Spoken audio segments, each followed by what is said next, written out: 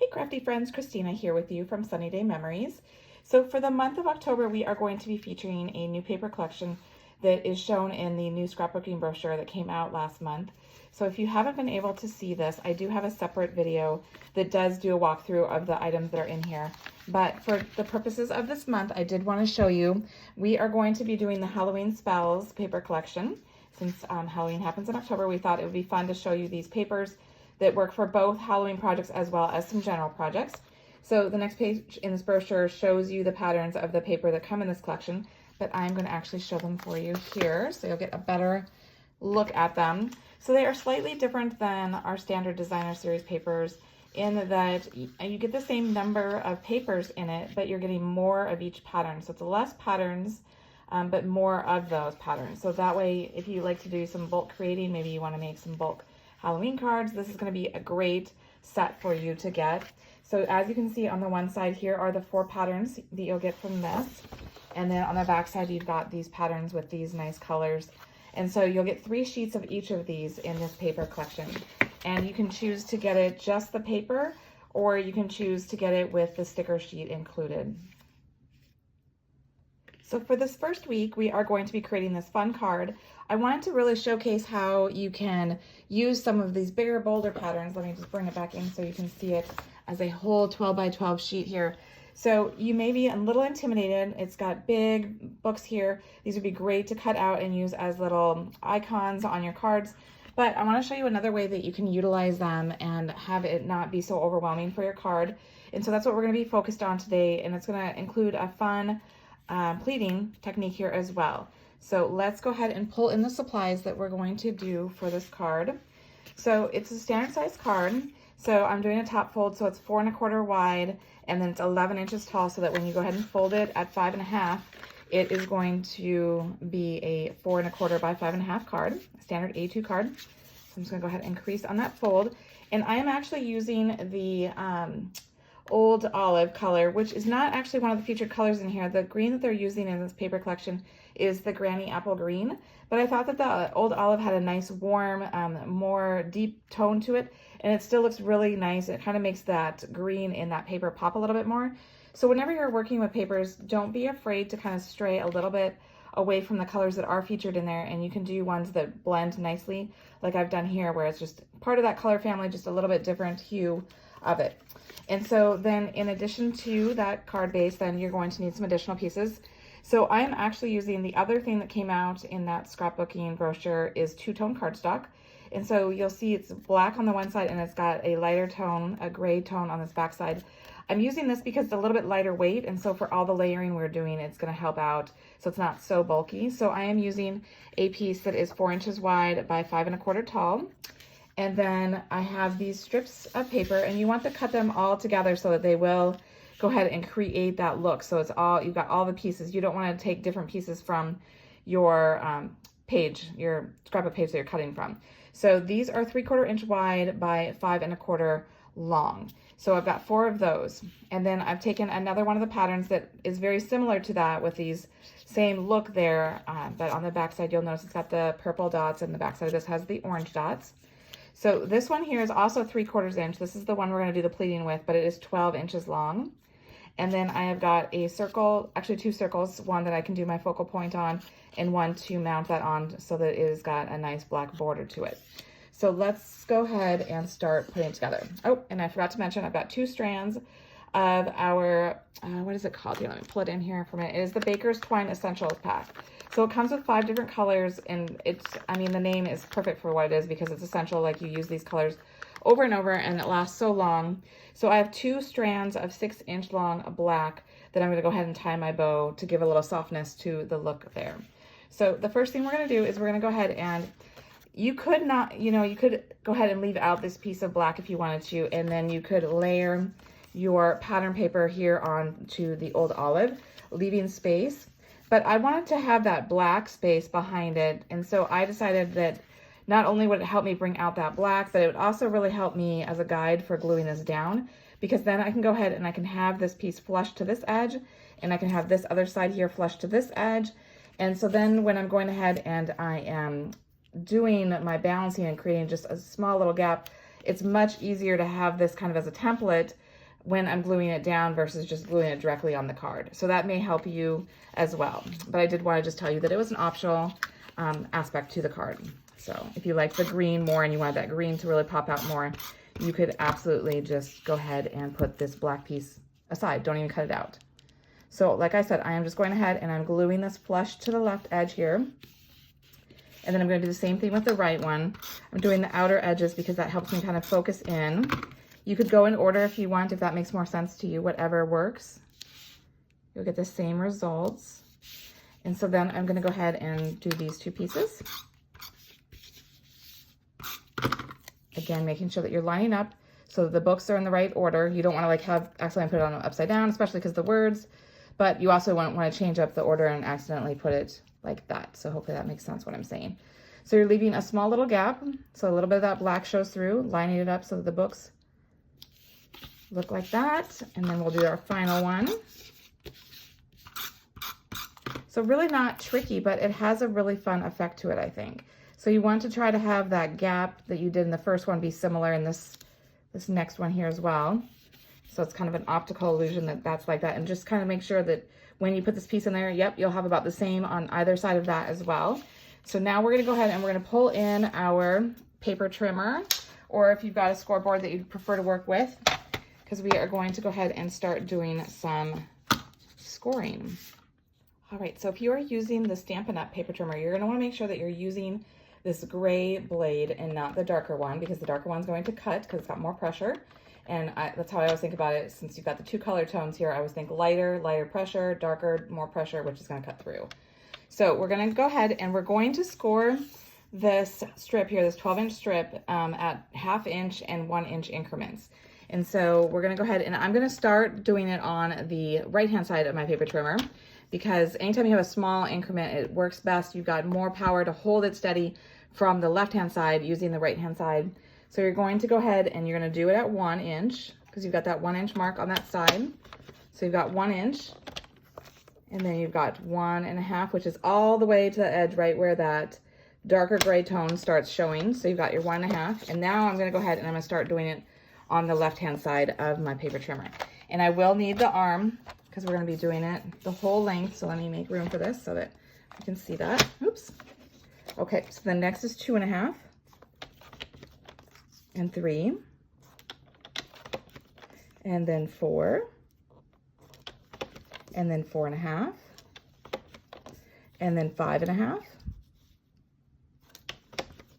and 6, and 7, 7.5, 8.5. Bring this down a little bit. I don't know how much you can see that. Okay, so I just did 8.5, and then 9, and then 10, and then 10.5, and then 11.5. So almost. Okay, so I've got all of those scored pieces done. So now I'm gonna go ahead and move this out.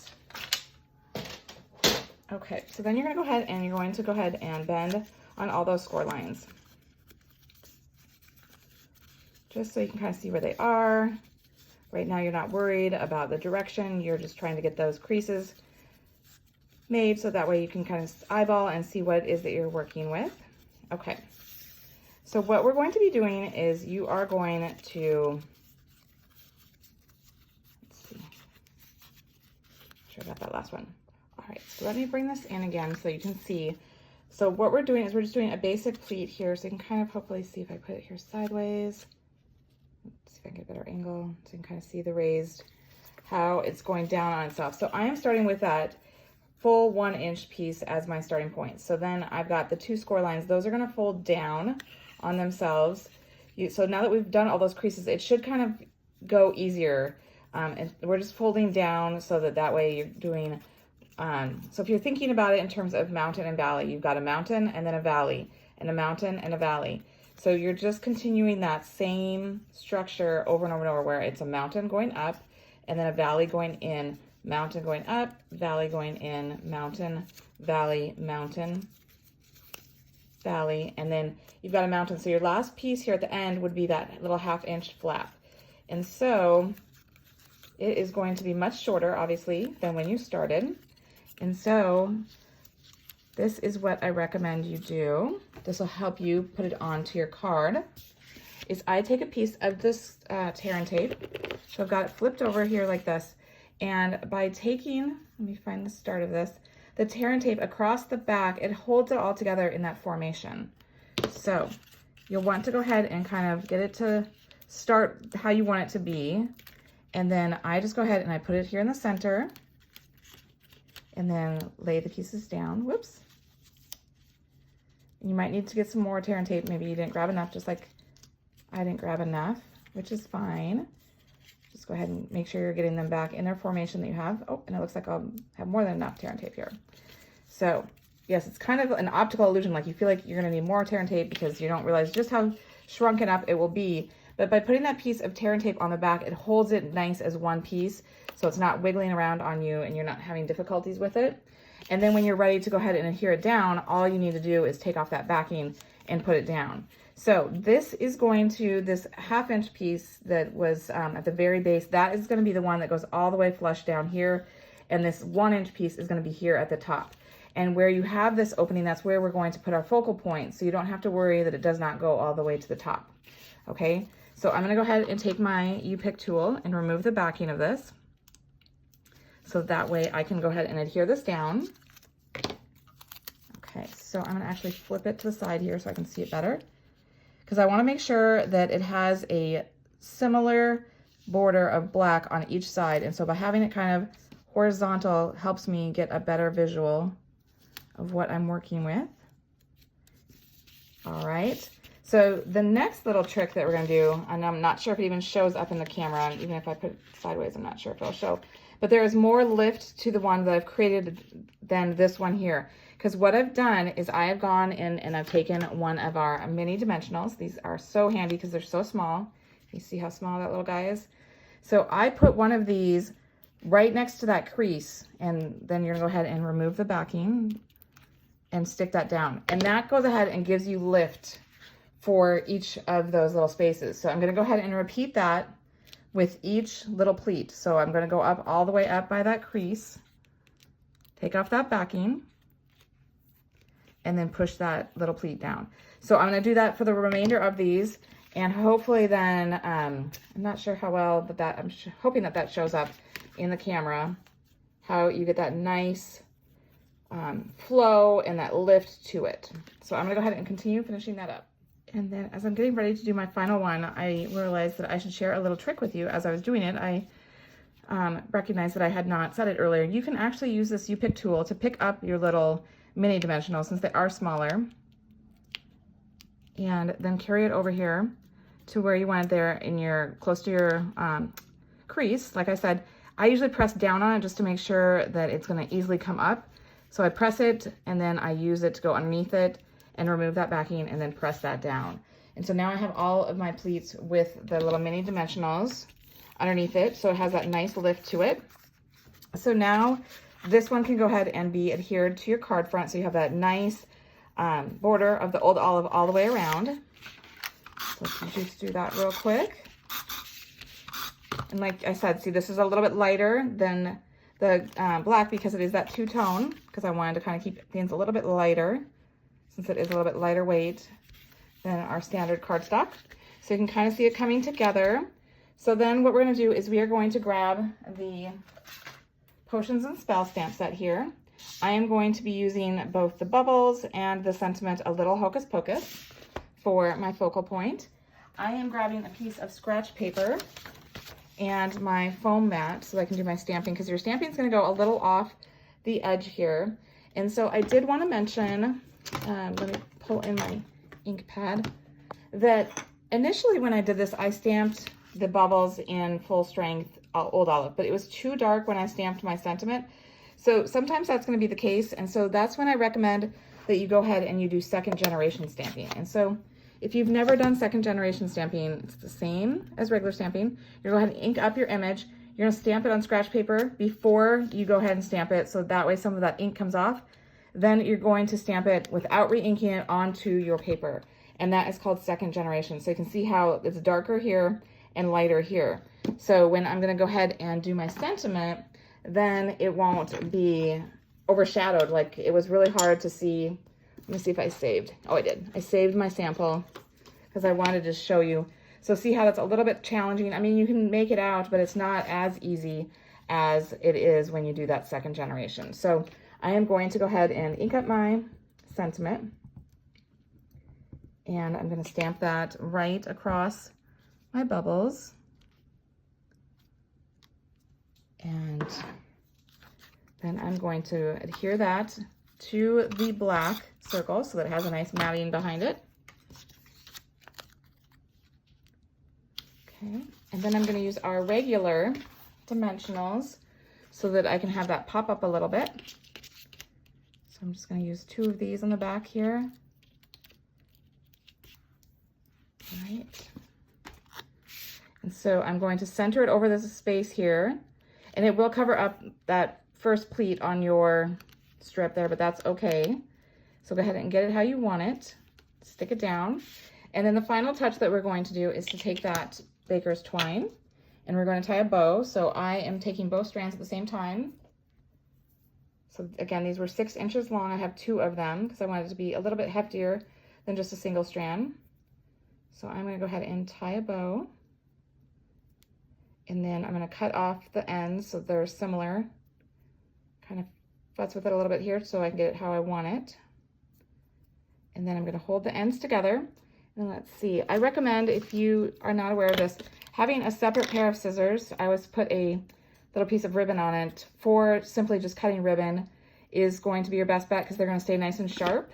Because once you start cutting through paper with your scissors, they're going to dull up some, and it's not going to work as effectively to cut your ribbon. And that, if you've ever had your ribbon kind of fray a little bit when you're cutting it, it may be because you've dulled them by using them with your cardstock.